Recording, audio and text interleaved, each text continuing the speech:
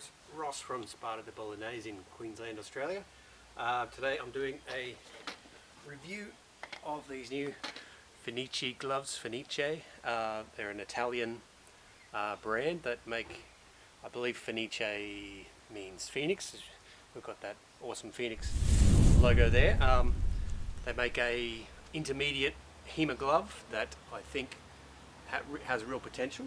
So I'll just go over some of its features today. Full disclosure, they sent me a pair of these as a prize at a local HEMA tournament called Swordplay. So I said I'd do a review for them. I didn't promise it would be positive, but they have provided me with free stuff, but I'm not obliged to make sure I plug their product or anything like that. So, alright, so I've got a few swords lined up here. Hopefully you can hear me.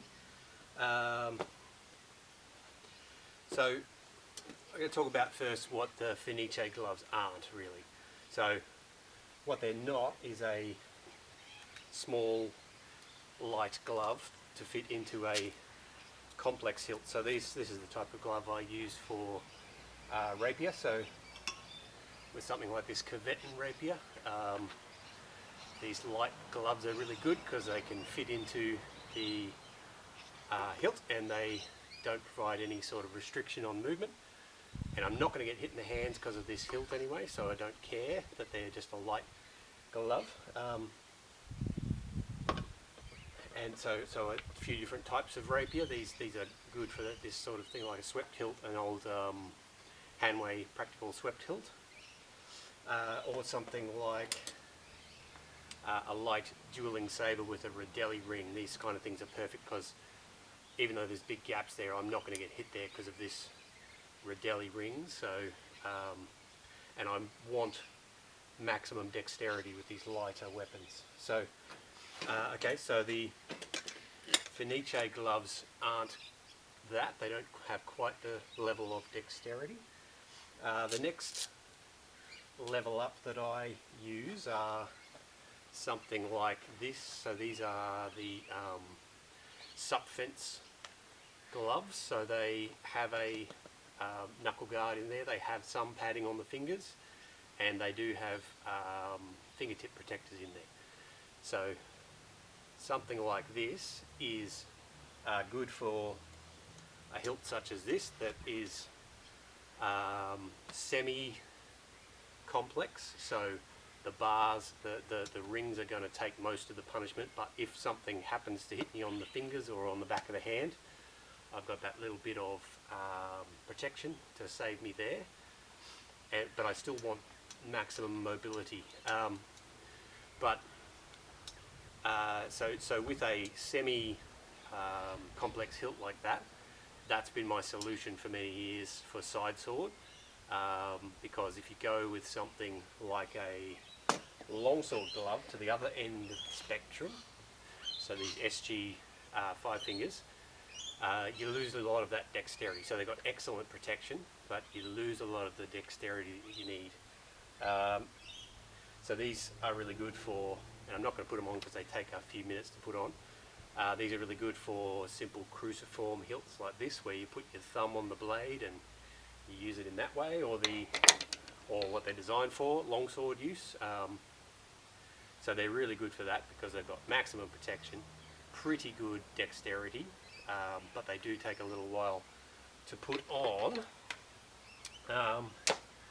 But there's this gap between lighter kind of gloves and more complex hilts and simple cruciform hilts and very protective gloves. There's a gap in the middle that I think these Fenis gloves fill really well, because they have quite a lot of protection, but they also have quite a bit of dexterity as well.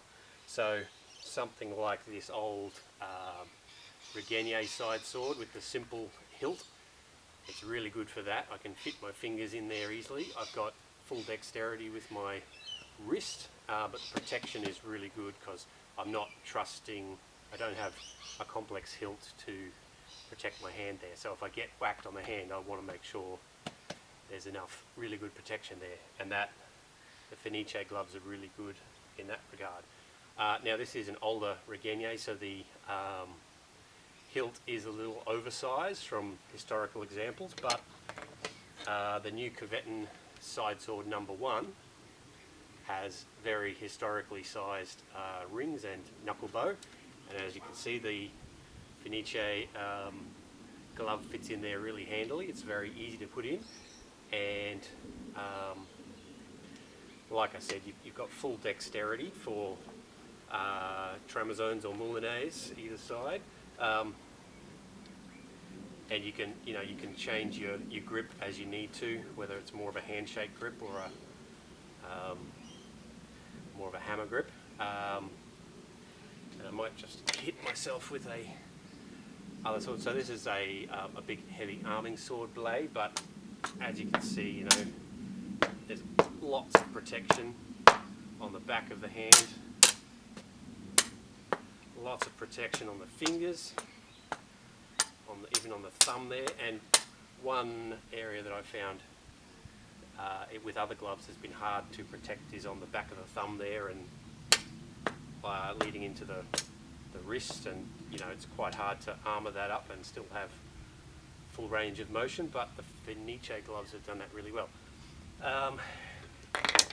So it fits in the new Coveton side sword, and I've got a sabre here as an example as well. So this is a SGT hilt. SGT are a company from Canada, I believe. There's a Tim Harris sharp blade on here, so I'm not going to be fencing with this, but it'll make an awesome chopper. But as you can see, I'm able to thumb the back of the grip there, and I've got full dexterity to do everything I need to do, with assurance that if I do happen to get a hit on the fingers, it's fully protected, even from a big arming sword, big heavy arming sword like this. So one other thing that I'd like to bring your attention to is so they've got really good padding on the upper side and the underside of the fingers here, so that once you're locked into your hilt, that really stops any hits that might sneak in. Like a lot of gloves have good back of hand protection, but they miss these tops of fingers and things like that, and like I was saying, the back of this thumb is really good as well. So it's really mobile, really dexterous, if that's a word, and really protective. Feels good in the hand. It's got a nice grip on the palm there. It doesn't have fingertip protectors as such, but the whatever they've got in there, and it feels semi-rigid, or perhaps rigid parts that are all joined together. I'm not exactly sure of the construction, but whatever they've got in there is overlapping the end of the fingers, so I don't feel the need to put fingertip protectors in there. And I've taken these into at least one tournament and sparred several times with them, and I've taken hard hits to the hands when doing side sword, and they were perfectly fine for that. So I'm really impressed with these. And one other thing that I really like is they're really easy to get on and off. Like the SGs that I've got for simple cruciform hilts, they're great, they protect a lot, but you can't get them off and on really fast, and they take away your dexterity somewhat. This Fenis glove is very much in the middle between needing a more complex hilt to keep your hand safe and needing a big bulky glove to keep your hand safe and maintaining dexterity.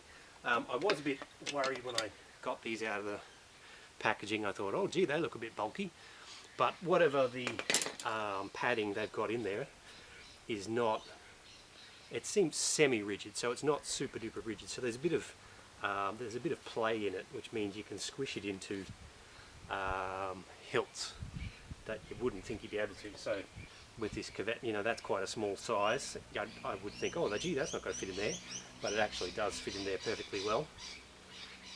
and I feel totally safe, and I still have the dexterity for a fast side sword like this Coveton. So, alright, hopefully... Oh yeah, these retail for Fabrizio from Fenice said these retail for 140 euros. So that works out to be about 230 Australian dollars. But well worth it, I think.